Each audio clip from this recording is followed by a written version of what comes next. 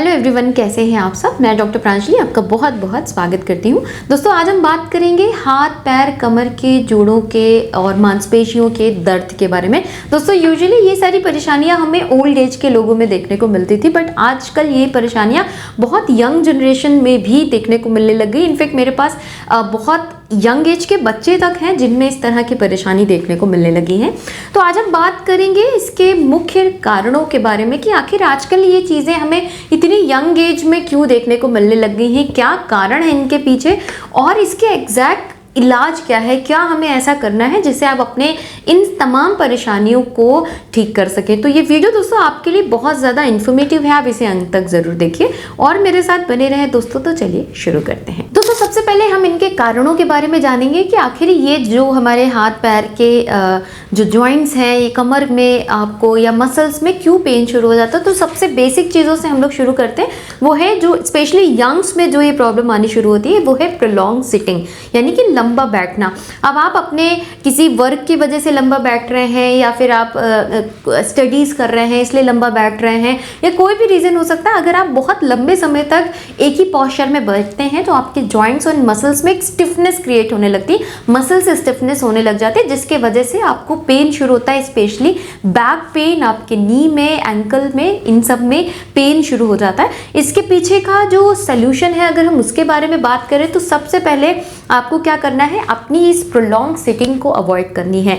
आप बैठे लेकिन आप हर आधे घंटे से 45 मिनट, इवन मैक्सिमम आप 1 घंटे बैठने के बाद से उठें, 5-10 मिनट उठ के वॉक करें और थोड़ी सी स्ट्रेचिंग करें अपने बॉडी की, जो स्ट्रेचिंग एक्सरसाइजेज होती हैं उससे करें। इससे आपकी जो जॉइंट्स हैं जो उनमें या फिर मांसपेशियों में थोड़ा सा रिलैक्स आएगा, वो उनकी टोनिसिटी कम होगी और आपके पेन को भी कम करेंगे और आपके जो जॉइंट्स हैं उनकी मोबिलिटी थोड़ी सी बढ़नी बेहतर होगी, जिससे आपका जो आए दिन कमर में दर्द होने की जो प्रक्रिया थी वो आपकी कम होने लग जाएगी। नेक्स्ट जो कॉज है दोस्तों वो है अर्थराइटिस या इंजरी का हो जाना, स्प्रेन होना या कार्टिलेज का डीजनरेशन शुरू हो जाना।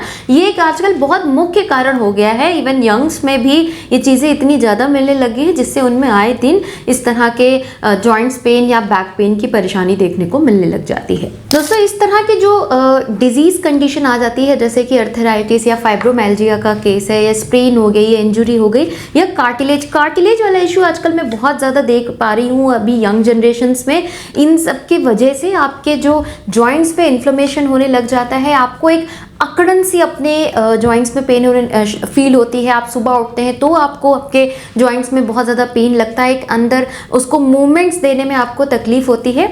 इसके सोल्यूशन के बारे में बात करूँ तो कुछ ऐसी हर्ब्स होती हैं जो आपको बहुत अच्छा रिजल्ट देती हैं, जैसे कि ग्लूकोजामाइन है, रोज हिप है या फिर बोजवेलिया एक्सट्रैक्ट्स हैं। ये सारे जो हर्ब्स हैं वो एक तरह से आपके जॉइंट्स को हेल्प करती हैं इन सारी सिचुएशन से बाहर आने में।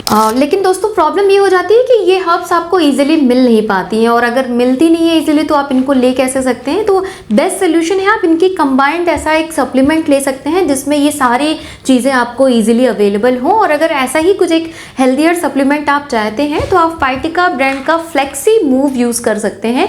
इसके अंदर आपको अगेन जो मैंने बताया ग्लूकोजामाइन पड़ा हुआ है, रोजिप पड़ा है, इसके साथ साथ बोजवेलिया एक्सट्रैक्ट पड़ा हुआ है। ये आपके जॉइंट्स इन्फ्लेमेशन को कम करता है, उसकी मोबिलिटी को इम्प्रूव करता है, जॉइंट को हेल्दी बनाने में काफ़ी ज़्यादा हेल्पफुल होता है। दोस्तों, ये ना सिर्फ आपके पेन को कम करता है बल्कि आपके जॉइंट्स के डिग्रेशन को भी कम करता है। इसके अंदर जो ग्लूकोजामाइन पड़ा हुआ है वो कार्टिलेज रीजनरेशन में काफ़ी हेल्प करता है, पेन को कम करने में काफ़ी हेल्प करता है। रोजहिप जो है वो आपके शरीर में एज ए एंटी इन्फ्लेमेटरी काम करता है, तो जो ऑस्टियोआर्थराइटिस वाले पेशेंट हैं उनमें भी बहुत अच्छा काम करता है, या किसी भी तरह का जो अर्थराइटिस है, क्योंकि हर अर्थराइटिस में आपको इन्फ्लेमेटरी कंडीशन देखने को मिलती है, जिसे कम करने में रोजिप एक बहुत इंपॉर्टेंट भूमिका निभाता है। नेक्स्ट है जो बोजवेलिया एक्सट्रैक्ट है, ये आप में जो स्टिफनेस लगती है, जो आपके जॉइंट्स में स्टिफनेस आपको महसूस हो रही है, उसको कम करने में भी बहुत ज़्यादा लाभप्रद होता है। इसको आपको लेना कैसे है, आप 1 टैबलेट इसकी सुबह में, 1 टैबलेट शाम में ले सकते हैं खाना खाने के बाद। एक बहुत ही प्योर एंड नेचुरल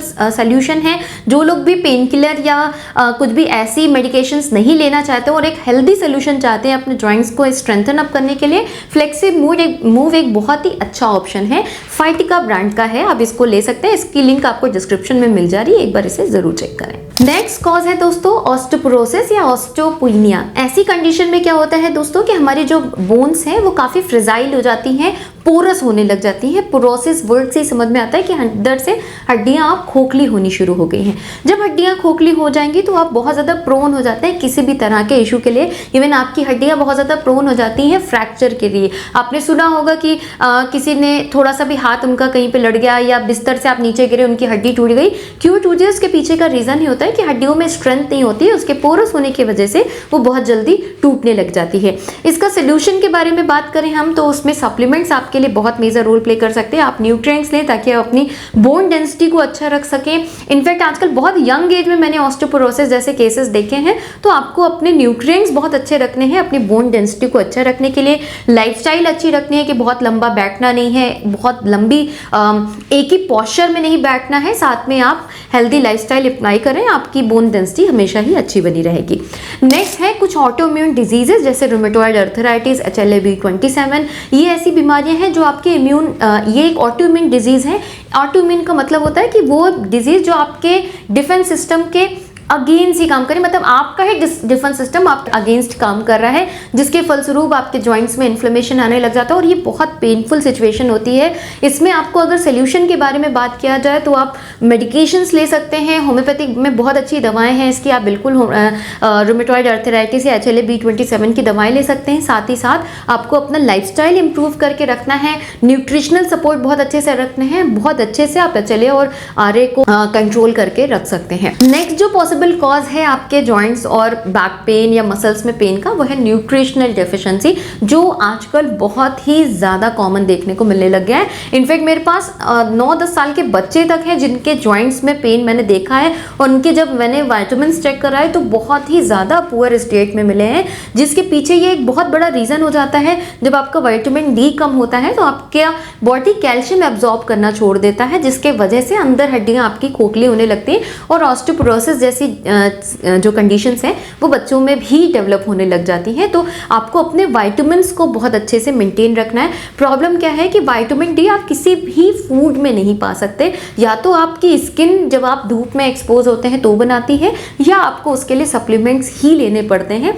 कोई भी खाना आपको विटामिन डी नहीं देता। बहुत सारे लोगों से हमने ये सुना है कि मैम हम अच्छा खाना खाते हैं तो ये चीज़ हम कवर कर सकते हैं, बट ऐसा बिल्कुल नहीं है। विटामिन का सोर्स आपको सिर्फ आपकी स्किन से मिलता है और वो भी तब जब आपकी स्किन प्रॉपरली धूप के कांटेक्ट में आती है, देन आपकी स्किन विटामिन डी बनाती है। तो न्यूट्रिशनल पार्ट को अपने बहुत अच्छे रखें और बच्चों में ध्यान जरूर रखें, क्योंकि हमें लगता है विटामिन की ज़रूरत सिर्फ बड़ों को होती है, बट जो ग्रोइंग एज के बच्चे हैं उनमें अगर न्यूट्रिशनल डेफिशिएंसी हो गई तो आए दिन वो जॉइंट्स पेन या फिर इवन जो ग्रोथ है, ये सारी चीज़ें उनकी इम्पैक्ट कर जाती है। तो बच्चों के भी न्यूट्रिएंट्स का ध्यान रखना उतना ही आवश्यक है जितना कि बड़ों के लिए है। लास्ट है दोस्तों एजिंग, जो कि एक नॉर्मल प्रक्रिया है कि जैसे जैसे एज बढ़ती है हमारी बोन्स की जो स्ट्रेंथ है वो वीक होने लग जाती है, आर्थराइटिस डेवलप हो सकती है, ऑस्टियोआर्थराइटिस जैसी कंडीशंस आ सकती है। तो इसके लिए आपको रिक्वायर्ड मेडिसिन की ज़रूरत पड़ सकती है। लाइफस्टाइल इंप्रूवमेंट एंड सप्लीमेंट्स लेने हैं जिससे आप अपने पेन को बहुत हद तक without any side effect control रख सकते हैं। और होम्योपैथिक में इसकी बहुत अच्छी दवाएं हैं। अगर आप ऑस्टियोआर्थराइटिस जैसी चीज़ से सफ़र हैं,